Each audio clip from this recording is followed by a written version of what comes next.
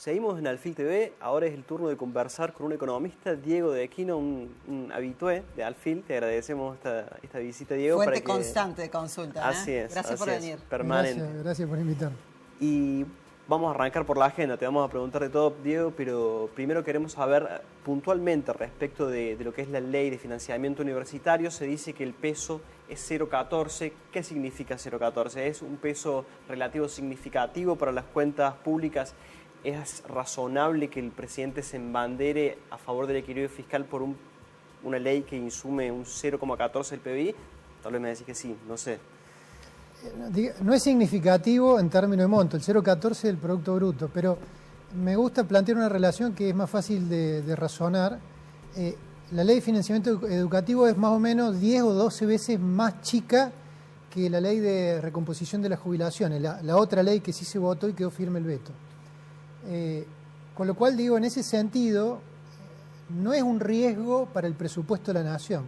Me parece que la discusión es otra, en este caso. En aquel caso, si bien se mezclaba la batalla cultural, como se le llama, pero era significativo, sí le movía la estantería al programa económico. Esto no se la mueve, con lo cual yo creo que el gobierno está discutiendo quién manda, no está discutiendo si hay fondos o no hay fondos, porque rigurosamente el presupuesto está sin fondos más o menos desde abril o mayo.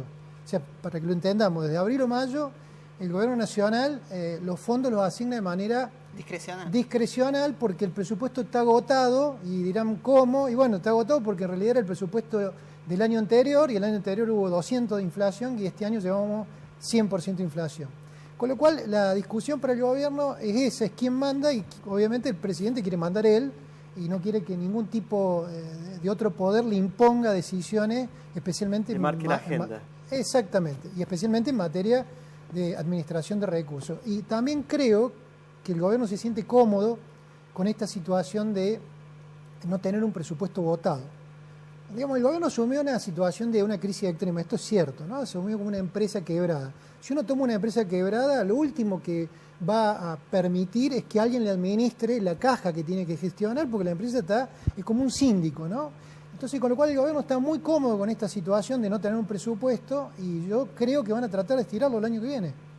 Bueno, claro, ni pensar en un próximo presupuesto, un 2025 súper actualizado. Es que me parece que la discusión es muy poderosa. El otro presupuesto, el que han presentado, ¿no?, tiene una trampa para la política.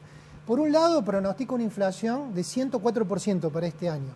La inflación de septiembre probablemente esté en 3,5%.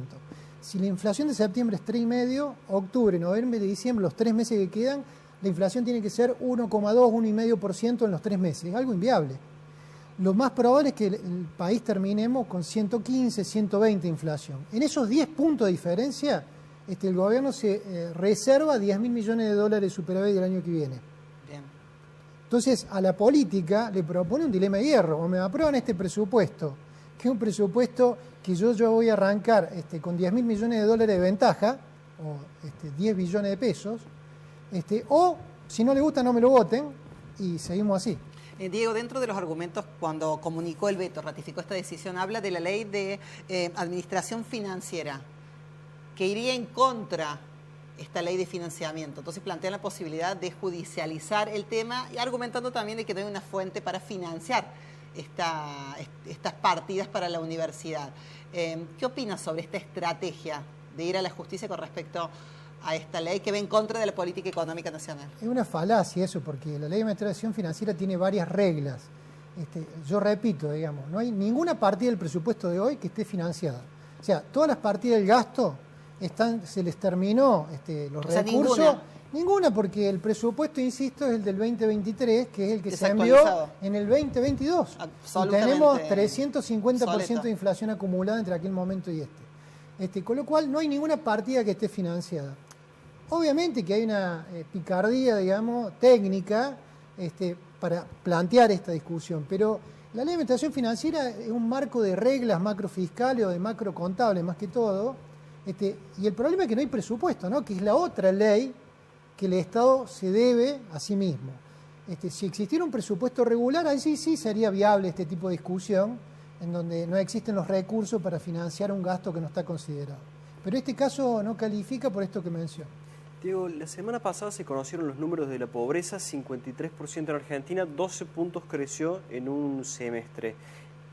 Lo habitual en la política, el oficialismo dijo que era culpa de sus predecesores que es culpa del gobierno. ¿Se puede echar algo de luz desde la economía sobre esta incógnita respecto de quién es el responsable? Digamos, más allá de asignar responsabilidades, yo me gusta que veamos una serie un poco más larga. La pobreza son como fotos, ¿no? La medición de pobreza.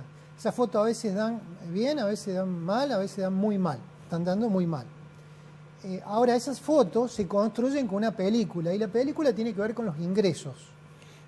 La película de la pobreza medida por ingreso, ¿no? Después hay otra pobreza que es la estructural, es si uno no tiene agua potable, si uno no tiene acceso a servicios. Que esa sí no es una foto, sino que eso es, digamos, como un cuento completo. Pero para ver los ingresos hay que mirar los salarios, ¿no? Básicamente eso ayuda a explicar o entender el grueso de los ingresos de la población. Si miramos una serie desde que se puede volver a medir, ¿no? Porque recordemos que el INDEC se apagó en materia de índice de precio allá por el 2010, 11, 12. Perdió credibilidad, ¿no? Perdió credibilidad y hubo un cambio de metodología, un ajuste, eso arrancó en el 16. Claro. Con lo cual, desde el 17 en adelante, podemos medir qué pasaron con los ingresos de los salarios.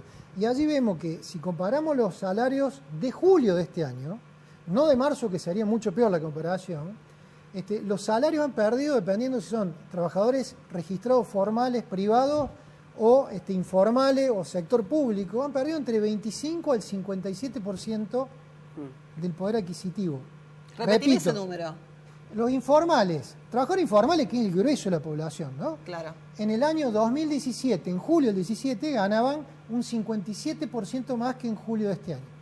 Si lo llevamos a la comparación a marzo, es mucho peor todavía, ¿no? Porque hay una recuperación progresiva luego de la devaluación de diciembre. ¿Y de dónde sale este argumento tan repetido por el gobierno nacional, que es que el salario se está recomponiendo, que le está ganando a la inflación? ¿Pero pasa qué? En una serie muy cortita, ¿no? Todo, digamos, nosotros no vivimos desde que arranca el gobierno, ¿no? Desde diciembre, los humanos vivimos en un continuo.